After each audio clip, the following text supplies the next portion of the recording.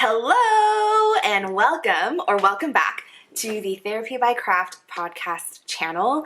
My name is Eunice. I am the maker and the host behind Therapy by Craft. We are going to talk all about testing. I want to address a question that I get a lot, which is, Eunice, how did you start?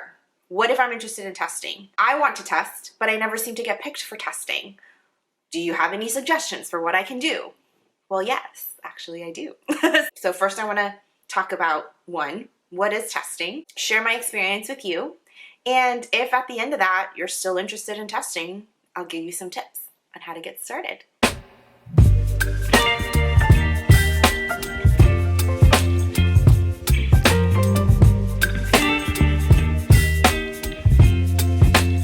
So what is testing? Well, it's not to be confused with tech editing or sample knitting. Those two are very different and different still from test knitting as a process. I have very little, actually I have no experience with tech editing, so I'm not going to talk about that. And I only have a handful of experiences with sample knitting, so that's going to be at a different time as well. So test knitting, the way that I am defining it, refers to a portion of the designing process whereby the designer provides a rough draft of the pattern to a cohort of makers so that they can try it out themselves. And really they just want to make sure that the pattern is clear, that it's easy to follow, that at the end of this pattern journey, they're able to create what the designer is hoping other people would be able to create. I think testing sometimes has this reputation for being like an easy way to get free patterns, but I would really recommend not to think about it that way, because pattern testing is actually, there's an exchange that's happening. So I, as a tester, receive a copy of the pattern, but in exchange for that, I am providing the designer with information. Was the pattern clear? Were there any typos in the pattern? Did the garment fit me the way that it was supposed to? Were the measurements correct? Did I like working on this pattern? And so many other kinds of feedback that I know designers find to be valuable. Another thing that I'm giving back to the designer is photos. Opportunities for them to promote the pattern, opportunities for them to have a visual of what their design looks like on me. So while there are freebies involved, which I'll talk about in a minute, it's not free. There is still some things that are expected of you. It is a commitment. It is a relationship that you are entering into. I mean, you know, it's time limited, and that's another thing that I'll talk about, but it is a commitment that you're making. It's an agreement of sorts. And so if you are of the camp that thinks pattern testing is a way to get free patterns, stop that. Stop that right now, because it's not what it is. Okay, so now that that's out of the way, let's get to the nitty-gritty. I thought about how I wanted to do this.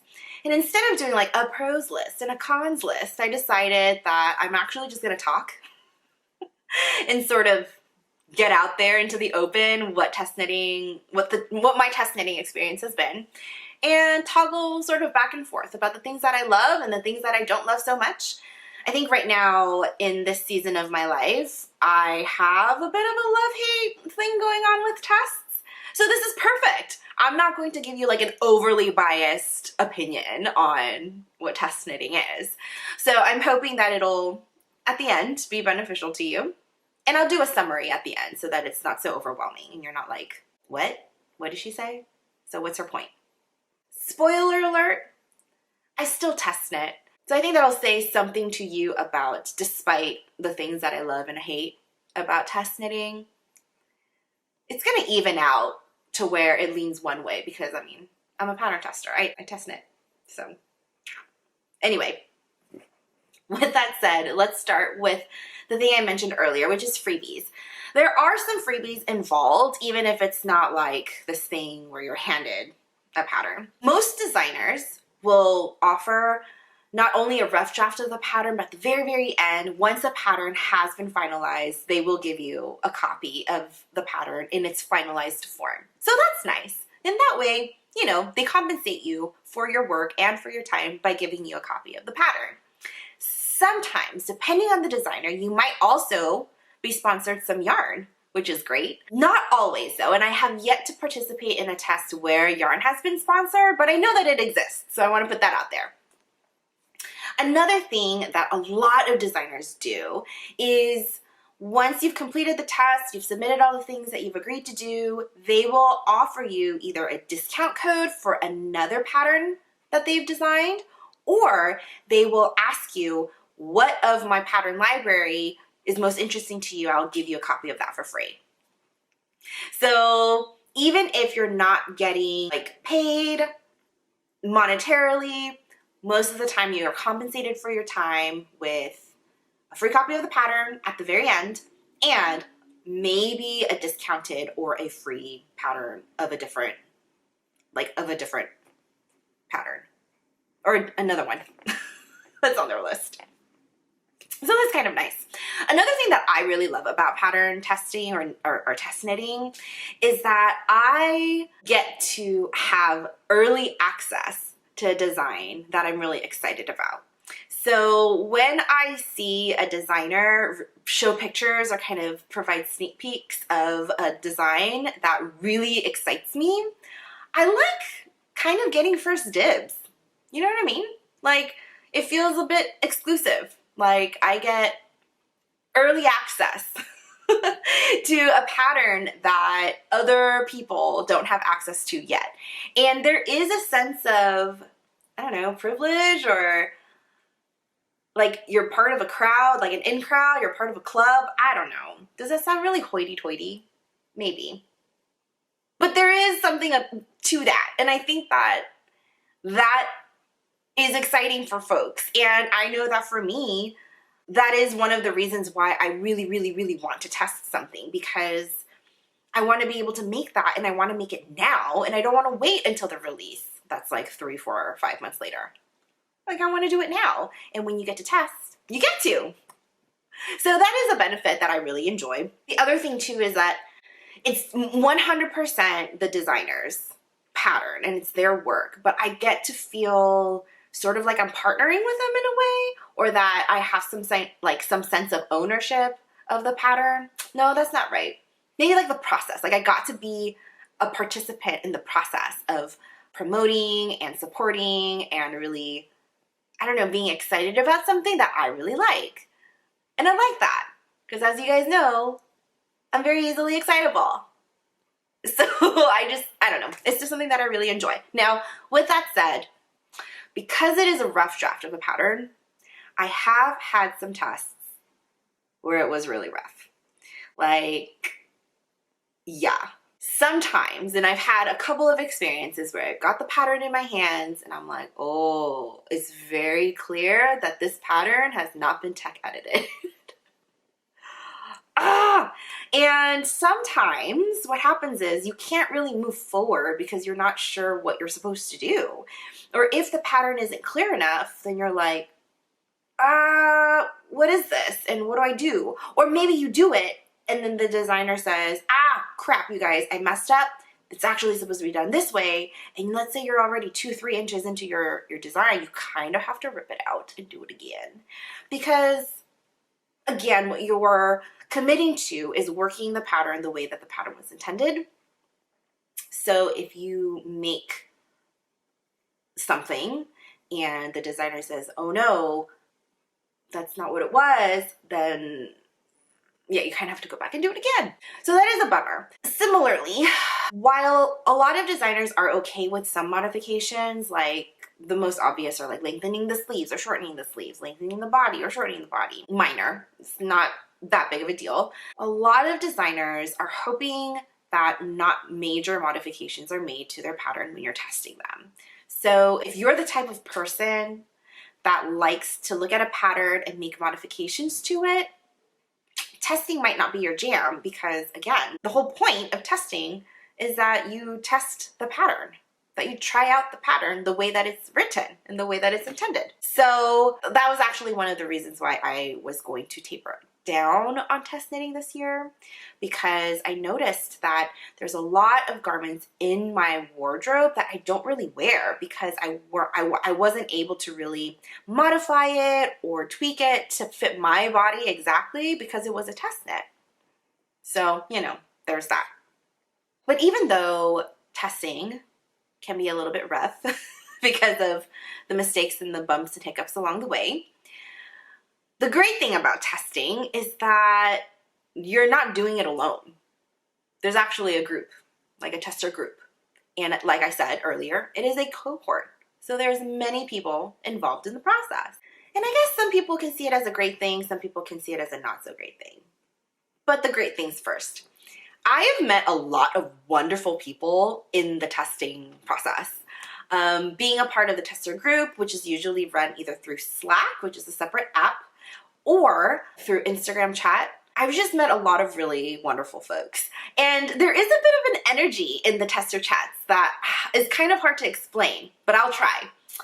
It's like I'm really excited about something, and then my excitement kind of like catches and is contagious to someone else's excitement, and then someone else gets really excited about it, and then another person shares a picture of like what their garment is looking like, and everyone's like, oh my god, that's so amazing. And then there's more just like cheering on of one another's works, or someone will share in there like, oh my gosh, I made this mistake, what do I do? And then other people are like, oh no, I feel you and I can sympathize with you. And there's a bit of this camaraderie that happens around the pattern testing process that, I don't know, that makes me smile every time. Like it's just fun. You're surrounded by people who are excited about the same thing that you are.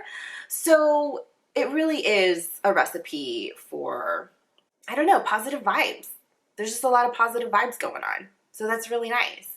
And I've been able to meet through testing some really great friends and people that I just generally really, really like because our vibes match each other.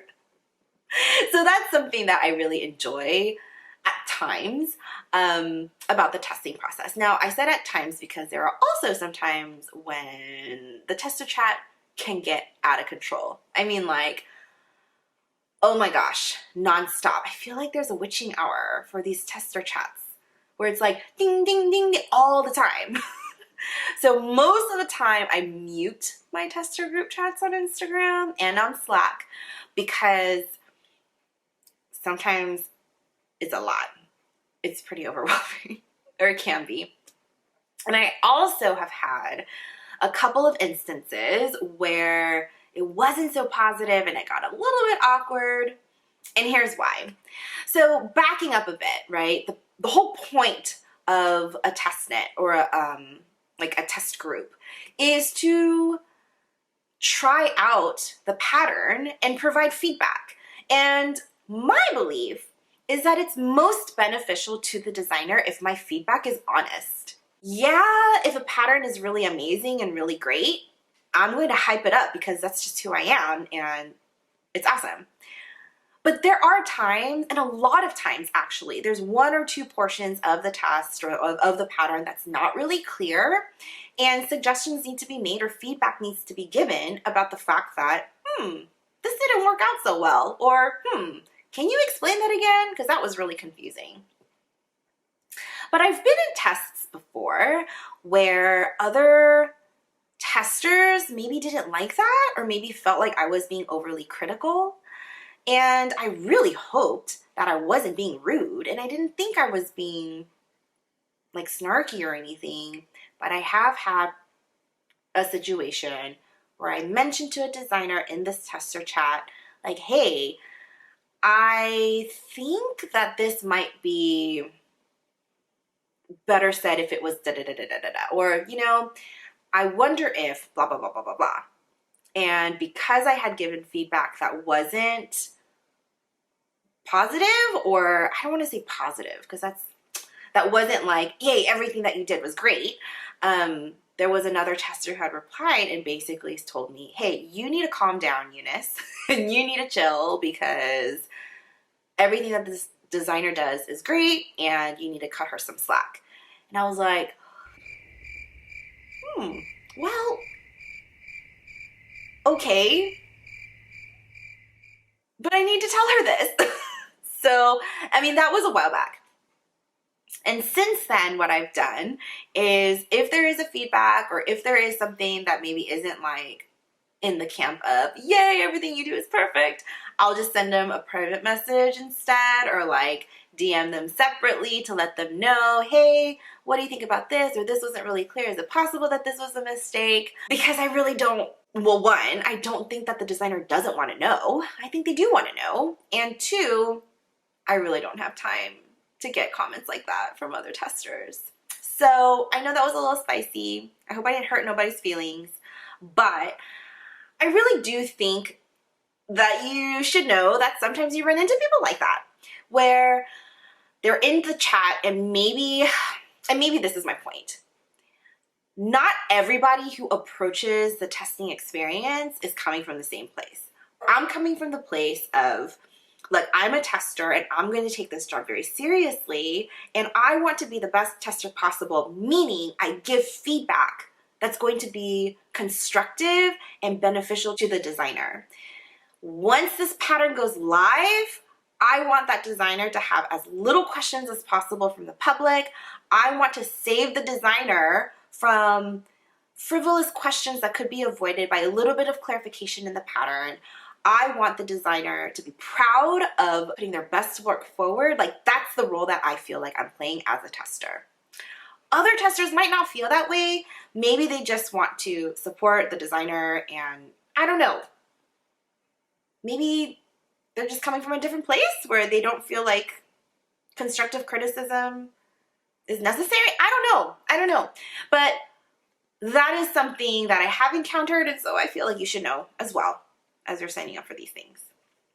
On that note, I have worked with some amazing designers, and that has been so worth it to me. Despite some of these little awkward moments that I had in the very beginning of my testing experience, the work that I've been able to do and the opportunities that I've had to meet some of the amazing people behind our favorite designs has been amazing. I have learned that most designers do really want that feedback, and they value information that's going to allow their patterns to be refined. And what's the word I'm looking for? Kind of like when you put coal, I don't know, what is it? When you refine it and it goes through a refining process, and then you get a pearl at the end. Most designers want that. They want what they produce at the very end of this testing process to be a pearl, to be treasurable, and to be like a gem, right? Like a little diamond. That's what they want. And so most of the designers, if not all the designers I've worked with, have been incredibly gracious. They've been very kind and receptive, and they've been open to dialogue. So they've been even open to telling me, well, I hear what you're saying, Eunice, but I don't think it's going to be a problem. I think most folks understand X, Y, or Z. They will even say, oh, you know what?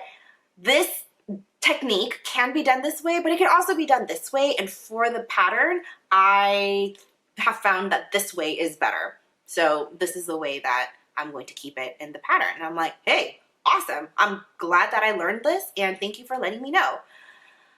75% of the time, I'm the one in the wrong.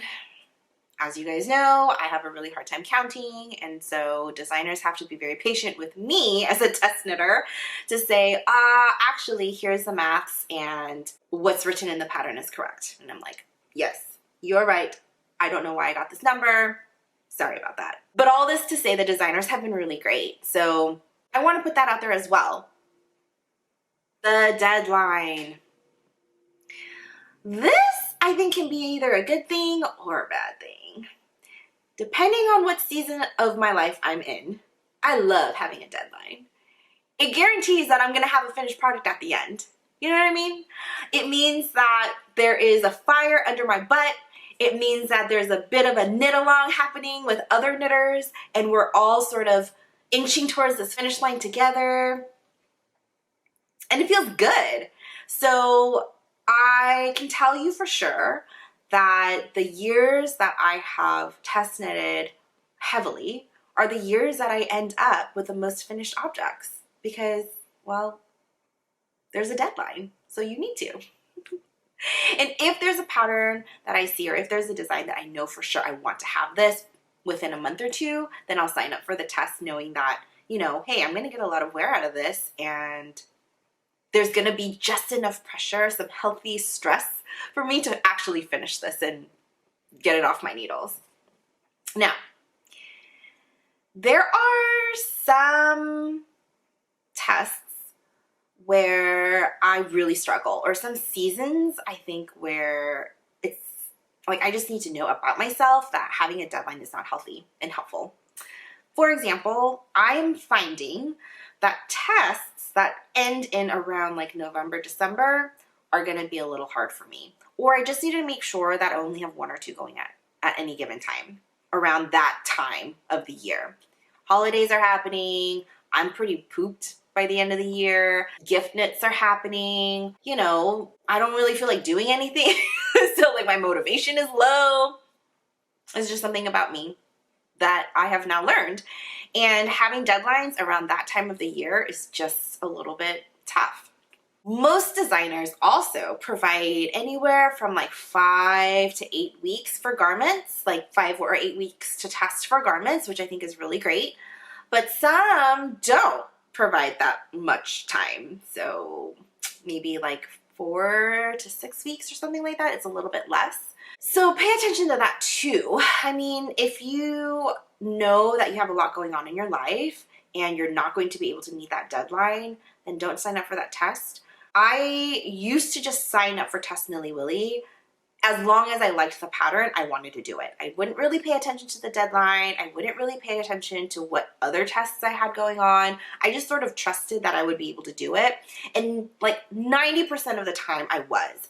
But it ended up being a not so fun process for me. I wasn't enjoying it. I was like staying up later than I would normally stay up so that I can finish a test.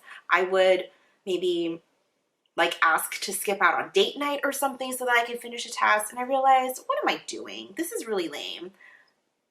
The tests are running my life and I don't like that and it's not worth it. So yeah, I would recommend definitely paying attention to the deadline and seeing what other things fall around that time to see if your mental health is going to be in a good place. You know what I mean? Yeah. So deadlines, I think, can be a good or a bad thing. On one hand, it provides the fire under my butt that I need in order to get it done. But on the other hand, if it's going to be too much pressure, if it's going to be too much stress, then it ain't worth it. Another thing, I was going to say another thing that's both good and bad, but I'm actually going to put this more on the things I don't like category, are photos, finished object photos. Most designers and most people who run these tests are wanting finished object photos. They want to be able to see it on your body. They want to see it modeled. And I have learned how to do it, but it's not my favorite. I feel super awkward. I feel really weird. It's a lot easier for me to be in front of a camera talking to you, like live and, you know, being able to move around and stuff. But something about like still photos and still shots, I don't know. I just feel kind of awkward. For every like 2 photos that you see on my Instagram page, I promise you there's like 30 that I've trashed because I just look silly and ridiculous and I don't know what I'm doing. So photos is kind of a stressful thing for me. Also, I have a 40-hour job. Like I have a full-time job. And in order to get photos that are really nice, you want a bit of natural lighting. You want, you know, some time and space and dedicated, you know, whatever, mind space. You also kind of need to get dolled up. I'm not dolled up, but I don't know. I want to make sure that my hair isn't like greasy or like, you know, but sometimes I don't even care about that. I just put my hair up in a bun and cut off my face so that you don't see how gross I look. You just see the garment. But it's often something that you need to do to promote the pattern. But yeah, I think that's about it. Let's do a quick recap. The things that I really like about testing. 1, There are some freebies involved. There's also a sense of exclusivity, which is really nice. You get to promote something, you have early access to something. You also get to be a part of amazing group testers. Not only do you get to meet testers, but you get to interact with designers and they're just creative energy. You get to be around that. And then lastly, you do have a deadline, which is kind of a nice thing sometimes. The not so great things. It is a rough draft, right? The process of knitting it up might not be as smooth as it would be if it was a finalized version. The tester chats, although they can be great, sometimes can be a little bit awkward. Where you are in your life, maybe having those constant alerts going on is not the best. Also, the deadline piece, maybe it is a good thing for you in your season of your life, but maybe it's also not. And then lastly, photos. It's not an enjoyable process for me, but maybe it is for you, so maybe it's not even a con for you. I don't know. But anyway, if I have not deterred you from test knitting, if you're still here and you're still interested in becoming a test knitter and you're thinking, okay, Eunice, enough already. Like, how do I do this though? How do I get started? Well, I do have some tips for you. So number one, have a public Instagram and or Ravelry page. A lot of designers want to see what you've done already. They want to see that, one, you know how to knit. They want to see the kinds of things that you knit. They want to see what kinds of things are interesting to you. And I understand why they would want it to be public, because even though, yeah, the testing process is to refine the pattern, there's also this added bonus of being able to promote the design as well. And it's hard to promote something if the public can't see it, right? So that would be the first thing. If you don't have a public Instagram account, make one. And make one that is dedicated just to like yarny stuff, just to your craft. And that would be my second tip for you. Separate it away from your public account. I actually have like a personal Instagram account that is private, that's only for my friends and family. And y'all don't know that one because it's private. But you do get to see my yarny adventures, and you do get to see the things that I do in my craft, because that part of my life is sort of separated out and made available for everybody to see. So most of what I do, everything that I do that's related to my knitting, is under Therapy by Craft. And it's a way that designers can know my work. It's a way for designers to kind of see my portfolio, if you will. So I would very much encourage you guys to do that as well. Number three, show excitement for the things that you make. Did you know you don't have to be a tester to promote a designer? If you talk about a design, if you talk about your experiences with a pattern, regardless of whether or not you're a tester, that's still supporting the designer. So talk about the yarn choices. Talk about well, first and foremost, share what patterns you're making. Talk about your yarn choices. Talk about the things that you really enjoyed about the pattern on your Instagram page, on your Ravelry project page, so that when the designers are looking for testers, they can go to this portion of the internet and see your excitement about the work that you're already doing in the makes that you're making. Yeah, do that. Number four, practice taking photos.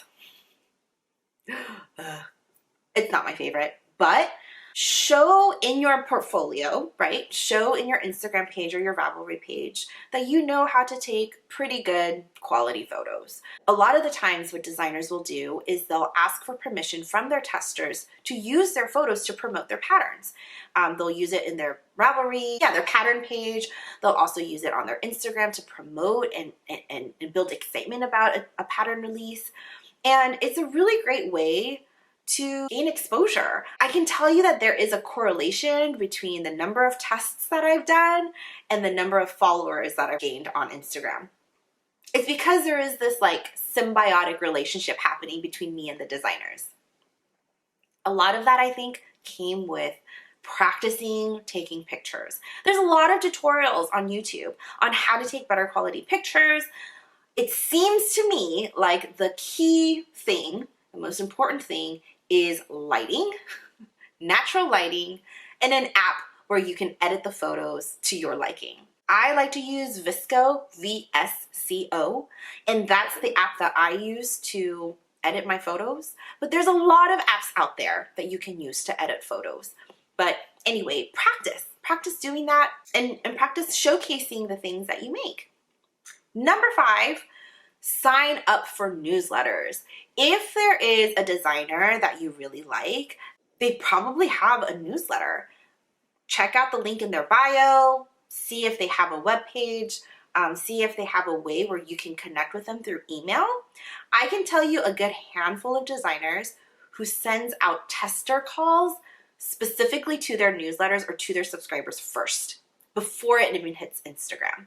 And for someone like me whose size is, I guess, like if you think of a bell curve, like I'm like more towards the middle of the bell curve where my size gets filled up very quickly, I really depend on those newsletters because that's the only way I'm gonna get my foot in the door.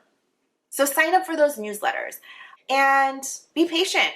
Wait for those calls to come out. Set an alert on your phone. Set an alert on your email filters. Be on the lookout for those. And then last but not least, reach out to the designers if you're particularly interested in testing for them.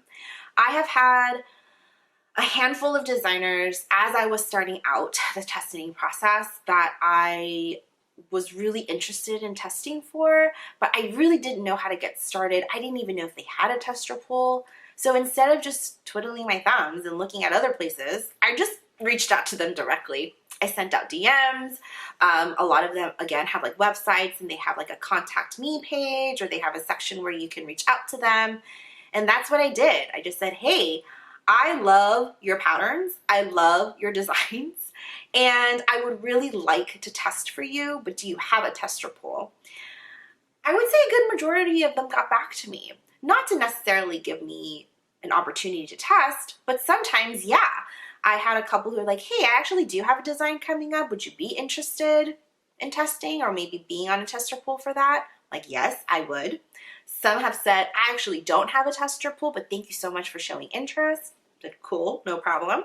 Some other people would direct me to their newsletter and say, hey, the best way to be on a wait list for a tester call is to sign up for my newsletter, and here's how you do it. So if you're interested, once again, follow those steps. Not that it's a guarantee, but I do think it might up your chances of getting selected. Again, have a public Instagram or Ravelry account. Make it yarn exclusive. Make it exclusive to your craft. Show excitement for it and be informative as you're doing this. Practice taking some photos, some quality photos in the meantime, and sign up for newsletters. Be patient. Reach out to designers that are favorites of yours and see how that goes. All this to say, this is just one girl's experience, you guys. It's just mine. I'm not the end-all, say-all of the testing world. So if you are watching this and you yourself are a tester, if there's anything that I missed, please write it down in the comments below so that other people who may be interested in testing can see your comments as well. Yeah. Thank you so much for joining me. I hope this was informative for you. I hope you learned something new today. And yes, if this kind of content is something that's interesting to you, if you liked hanging out with me today, don't forget to subscribe and hit the notification bell so that you are aware of any new content that I upload. Anyway, thank you so much again for joining me, and I will see you guys in the next one. Bye.